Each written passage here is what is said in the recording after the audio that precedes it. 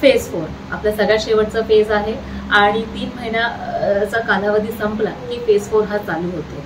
Phase 4 अगदी safe period असतो, त्याच्यामध्ये पेशंट अगदी कॉन्फिडंट झालेला असतो, त्याला बरेचसे प्रश्नांची उत्तरं मिळालेली असतात आणि त्याला सुपरविजनची आता गरज नाहीये। त्याच्यामुळे त्यांनी डॉक्टरांचा किंवा फिजिओथेरपिस्टचा फॉलोअप जो आहे तो अगदी 1 महिन्यानंतर किंवा 3 महिन्यानंतर असाच धरावा। जे काही एक्सरसाइजेस तुम्हाला शिकवलेले आहेत ते तुम्ही घरी करायचे आहे आणि तुमचे आधीचे जे फिटनेसचा जो प्रोग्राम आहे, वॉकिंग, सायकलिंग किंवा इतर काही म्हणा, योगा म्हणा, हा तुम्ही करायचा आहे। पण तुमचे आधीचे एक्सरसाइजेस जे आहे ते विसरायचे नाहीये। तुम्ही ह्या फेज नंतर तुमचं काम जे आहे, ट्रॅव्हलिंग जे आहे ते अगदी कॉन्फिडेंटली जॉईन करू शकतात।